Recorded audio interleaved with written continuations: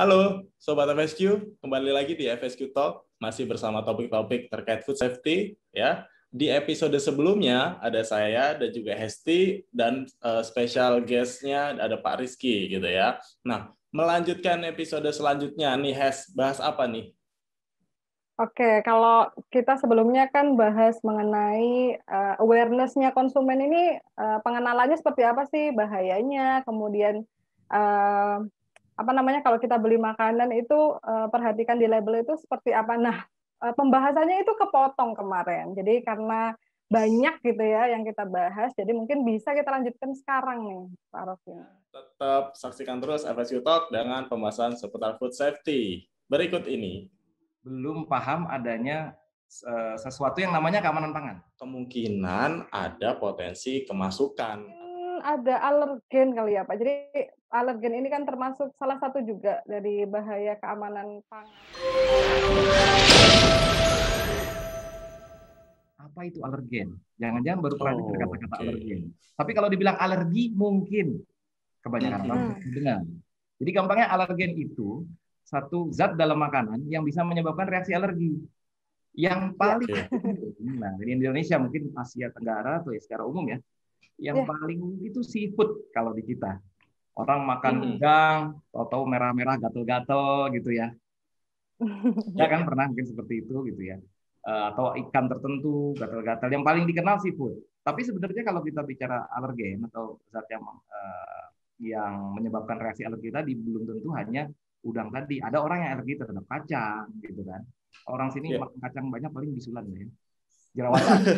Jerawatan katanya sih Pak ya. Beda ya gitu. Karena kalau kacang ini efeknya ada yang sampai bahkan menyebabkan kematian. Gitu. Menyerang saluran pernapasan sampai kematian. Sesak nafas gitu ya Pak. Iya, betul. Ini gampangnya seperti itu. Kemudian ada yang lain telur, terigu, susu, itu juga bahan-bahan yang mengandung alergen atau menyebabkan reaksi alergi, tetapi yang namanya alergen tidak menyerang semua orang. Kayak tadi udang, kan ada orang yang makan udang banyak nggak apa-apa.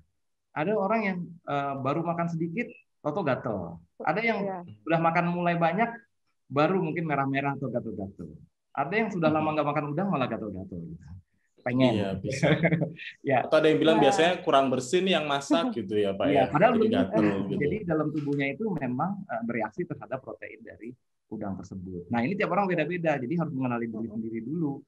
Kan ada orang yang mau makan udang karena saya gatal-gatal kalau makan udang. Begitu juga tadi dengan kacang, telur, susu dan sebagainya. Banyak lah itu bisa dicari referensinya terkait alergen apa aja. Dan tiap negara punya tadi seperti Rofi bilang ada regulasi-regulasi sendiri kan mengenai alergen. Harus ada yang diidentifikasi di negara masing-masing dan punya peraturan industri itu harus bagaimana cara mengelolanya alergen supaya konsumen terhindar dari bahaya tersebut. Yang paling gampang kalau kita bicara tipsnya buat konsumen, tadi yang Hesti juga sempat bilang bahwa di label itu salah satunya kan ada ingredientnya. Ingredient kalau bahasa Indonesianya mungkin komposisi makanannya, komposisi penyusun bahan penyusun, bahan penyusunnya kan.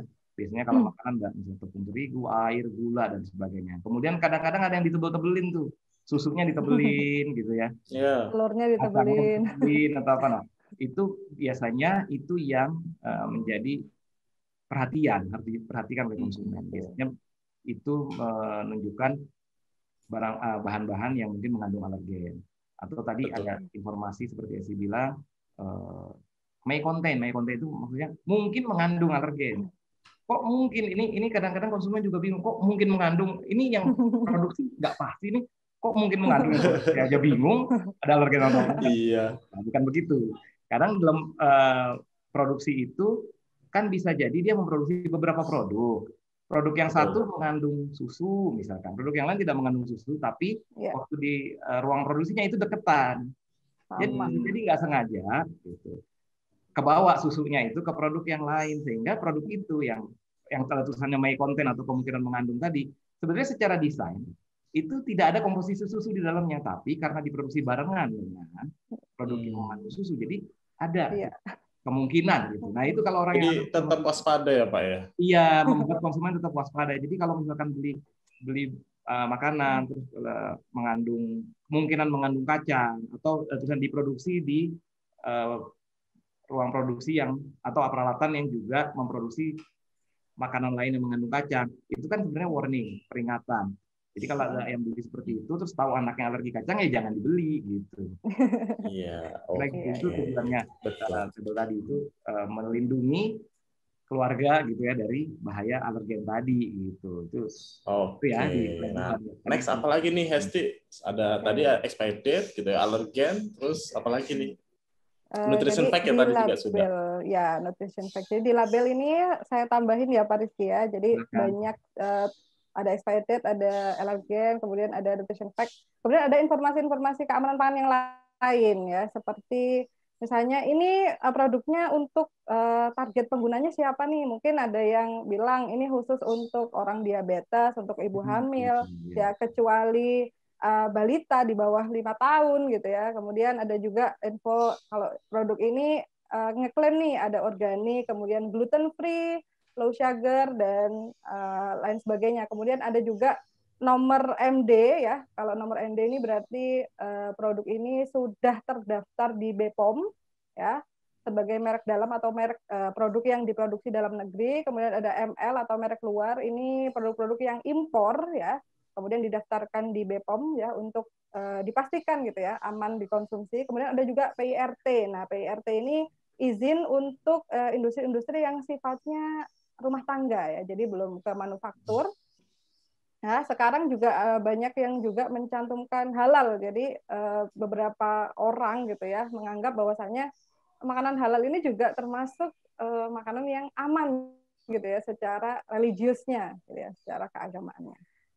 Nah, kemudian gitu nih, ya. kalau misalnya kita udah beli nih, terus kalau di rumah nih gimana Mas Aruf ini? Coba. Jadi kan tadi sudah disampaikan ceritanya udah beli, udah tahu, udah paham, udah mulai baca dikit-dikit labelnya, terus dibawa pulang gitu ya Pak ya. Nah, ini juga salah satu aspek nih Pak untuk menjamin bahwa makanan yang kita akan konsumsi itu tidak bawa penyakit atau justru ketika disimpan nggak jadi rusak gitu. Nah, apakah memang ada ketentuannya Pak atau ada potensi nggak bahaya ketika kita menyimpan suatu makanan? Nah, seperti apa Pak Rizky? Tips and triknya nih ketika kita menyimpan. Nah, yang pertama gini, kalau untuk penyimpanan biasanya kan kenapa disimpan dengan baik gitu? Kenapa sih? Betul. Supaya kan mungkin bisa dikonsumsi hari berikutnya atau besoknya lagi gitu kan. Artinya kita tidak menghabiskan makanan itu saat itu juga setelah membeli. Tapi ada ketentuannya memang. Ketentuannya apa? Sebetulnya kalau tadi kita beli makanan yang sudah berlabel, itu juga salah satu yang ada di label tadi. Misalkan, tadi kan umur simpan ya. Berarti kalau nyimpannya makanan lewat dari umur simpan ya, jangan gitu. Itu juga seharusnya tidak dilakukan. Yang kedua adalah saran penyimpanan juga ada. Disimpan di suhu, suka ada tulisannya kan, disimpan di suhu sekian. Atau kadang-kadang ada tulisan segini. Kalau di suhu ruang tahan 1 hari. Kalau di suhu 4 derajat tahan 1 bulan. Kalau di suhu minus 18 derajat tahan 1 tahun. Itu suka ada di informasinya di label. Nah, itu perlu dibaca juga. Jadi ketentuannya itu. Dasarnya apa sih mereka menentukan itu di industri makanan? Salah satunya ya tadi ada bahaya mikrobiologi tadi. Mikroba itu kan suatu makhluk yang kecil tadi dan berkembang terus. Dan dia juga untuk berkembang butuh suhu yang nyaman buat dia untuk berkembang lah. Optimum ya. Iya, optimum lah kalau bahasa kitanya gitu ya. Itu yang tepat. Kalau suhu ruang dia cepat banget berkembangnya. Makanya 1 hari sudah kebanyakan mikrobanya akhirnya busuk nggak bisa dimakan. Kalau dia dingin, dia berkembangnya lebih lambat, akhirnya tahan selama sebulan. Kalau misalkan beku, dia tidur dulu gitu selama setahun, gitu. Nggak mati. Begitu dikeluarin, mungkin baru berkembang, sehingga makanan itu menjadi awet. Kenapa? Karena mikrobanya tadi tidak merusak makanan dalam waktu yang cepat. Itu salah satu jadi perhatian ya buat konsumen di ya untuk produk terkemas ya Pak ya. Jadi yang ada informasi harus disimpan suhu kering, bebas cahaya mungkin atau seperti apa tertulis. Nah, bagaimana kalau yang makanan tidak ada saran penyimpanannya. Nah, di sini ada tabel, Sobat FSQ bisa lihat ya, kita tampilkan. Nah, ini adalah tabel terkait suhu penyimpanan bahan makanan. Jadi untuk bahan-bahan makanan yang segar ya, atau mungkin tidak ada saran penyimpanan di kemasannya ya, di sini ada daging ya, golongan ikan-ikanan, terus ada telur, susu, sayur dan buah, terus yang golongan kering misalkan tepung dan biji. Nah, ini sudah ada saran penyimpanan dan juga waktu penggunaannya. Gitu ya Pak Rizky ya. Ya. Dan Oke. juga ada yang namanya danger zone ya. Oke, nah danger zone, nah kira-kira hubungannya sama penyimpanan sama penyajian juga nggak Pak ini? Betul, betul, penyimpanan dan penyajian. Nanti kalau kita bicara penyajian itu benar-benar ada yang namanya danger zone. Danger zone sesuai namanya berarti zona yang berbahaya. Berbahaya maksudnya buat siapa? Buat manusia, buat konsumen. Kalau buat mikroba bukan berbahaya, senang karena di situ itulah mikrobanya itu senang berkembang biak. Itu batasan danger zone itulah adalah suhu. Suhu berapa sampai suhu berapa itu buat kita danger. Kenapa? Kalau makanan disimpan di suhu seperti itu atau dibiarkan di suhu ruang lah, itu mikroba tadi cepat berkembang biak. Kalau di atas itu sampai dipanaskan ya makanannya, itu mati. Kalau di bawah itu tadi mikrobanya tidur. Dorman. Ya. Dorman bahasa kitanya ya, apa istilahnya dorman itu ya tidur sebetulnya. Tidak inaktif dan nanti begitu masuk ke suhu ruang atau optimum pertumbuhannya dia akan berkembang biak aktif lagi. Oke ya, jadi tadi ada terkait aspek saran penyimpanan, kemudian danger zone ya, kemudian satu lagi adalah mungkin masalah pemisahan ya Pak ya. Jadi ada konsep kontaminasi silangnya. Di sini ada gambar juga saran bagaimana kita menyimpan kondisi yang baik gitu ya Pak ya, karena ada potensi kalau kita satukan antara daging dan sayur gitu ya Pak. Nah itu gimana Pak? Mungkin penjelasan singkat terkait cross contamination gitu ya dalam penyimpanan. Kontaminasi silang ya. Saling mencemari gitu ya kalau silang. Ya. Jadi yang paling pertama begini. Bahwa makanan ini kan tadi ada kemungkinan mengandung sesuatu yang tidak kita inginkan seperti tadi mikroba atau mungkin tadi kayak kita bicara alergen kan, yang di sini ada mengandung susu, sini tidak ada mengandung susu. Jadi kalau diproduksi atau ditempatkan atau diproses dalam ruangan atau tempat yang berdekatan, ada kemungkinan saling mengkontaminasi atau berpindah sesuatu yang tadi tidak diinginkan dari makanan yang satu ke makanan yang lainnya. Contoh yang paling gampang adalah kalau di rumah itu kan pasti pada punya talenan lah ya. Tapi banyak juga di dapur yang punya talenan itu untuk seluruh rumah dan untuk seluruh kebutuhan itu hanya satu-satunya, gitu ya. Oh iya. Jadi, misalnya daging mentah ketika mau dimasak dipotong di situ. Oke. Kemudian setelah itu dimasak, terus sambil masak yang lain ya ada kue atau segala macam, kemudian dipotong lagi di situ lagi.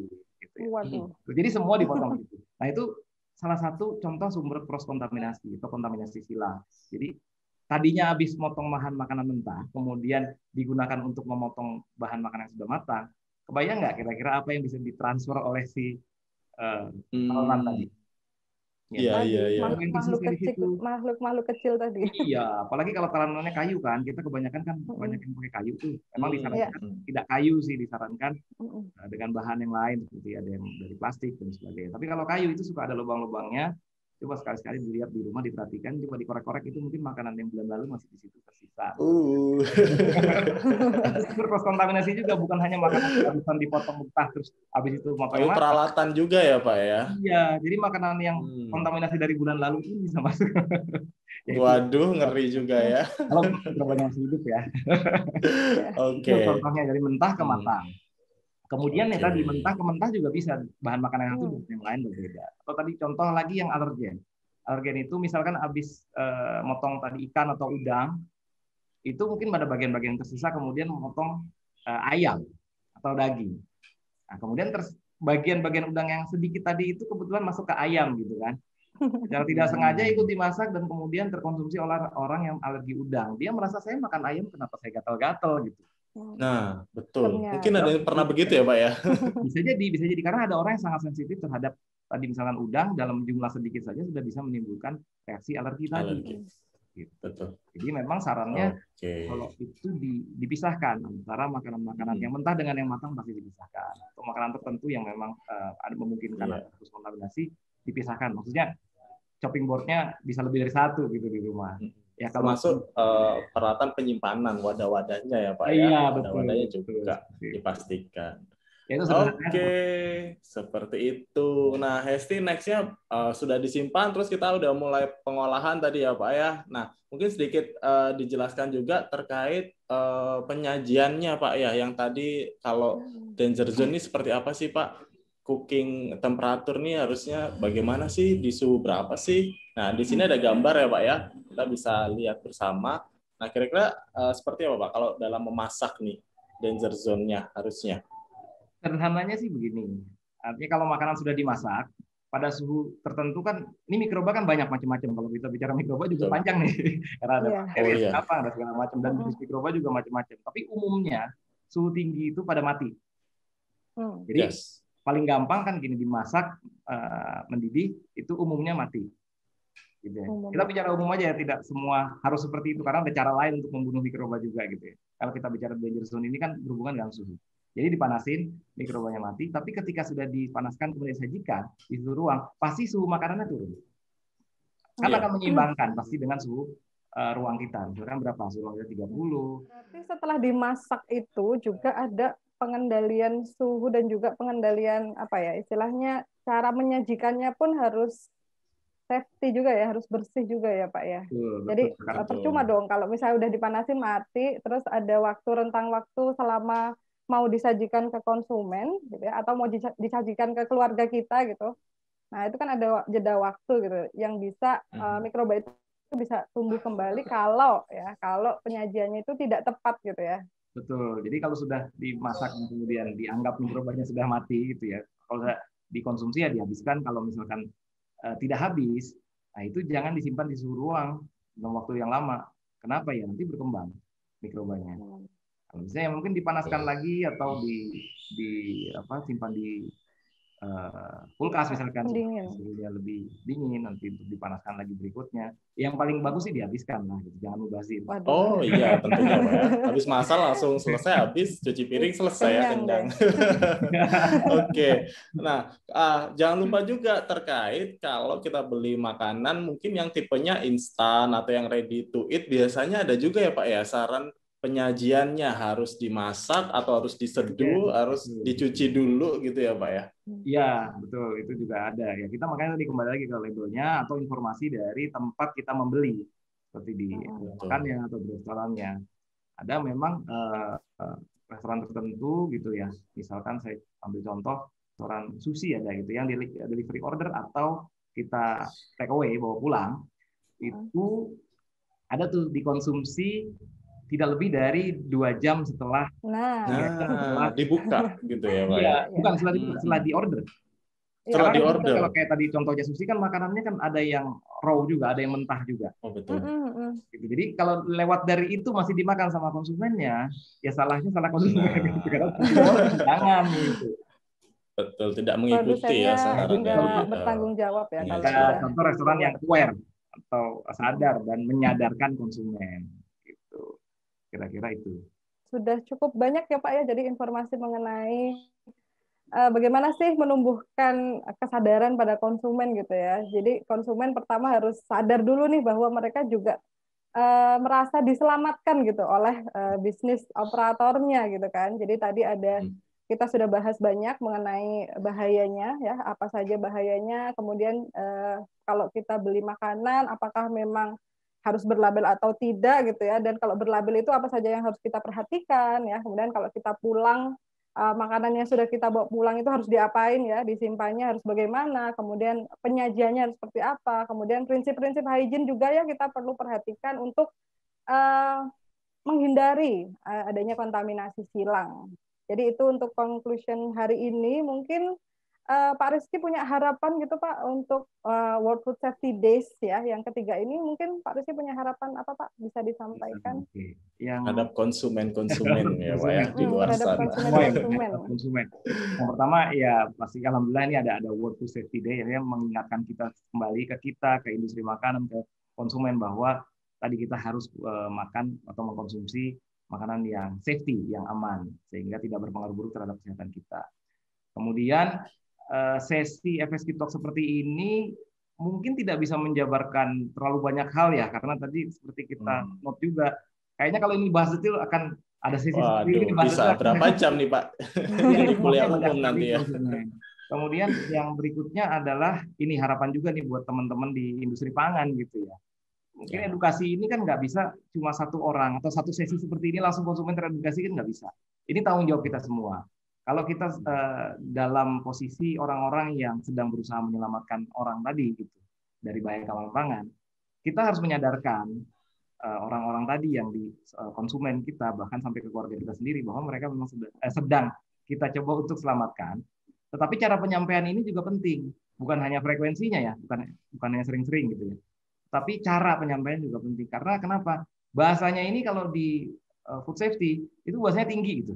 Kita bilang alergen, kita bilang HACCP, ISO 22000 gitu kan, cross contamination, Staphylococcus ya, Salmonella. Dan sebagainya itu bahasa-bahasa yang tidak dikenal sehari-hari. Gimana mentransfer atau apa ya, merubah dari bahasa yang kompleks yang rumit tadi menjadi bahasa yang sederhana. Kenapa tadi kalau di awal kita coba sampaikan kalau bicara mikroba, pertanyaannya paling gampang, pernah habis makan sakit perut nggak? Nah itu mentransfer dengan bahasa-bahasa seperti itu saya rasa lebih mudah dipahami oleh konsumen manapun dibanding kita bicara bahwa di makanan ini ada mikroba, salah satunya bakterinya itu Salmonella, itu akan lebih sulit dicerna. Jadi ini kalau ditanya harapan, saya sih mengajak kita semua, terutama yang di industri pangan yang sudah aware, untuk mengedukasi konsumen dengan bahasa-bahasa yang sangat mudah, yang sederhana, yang mudah dicerna oleh konsumen siapapun, bahkan anak kecil. Gitu. Oke, baik.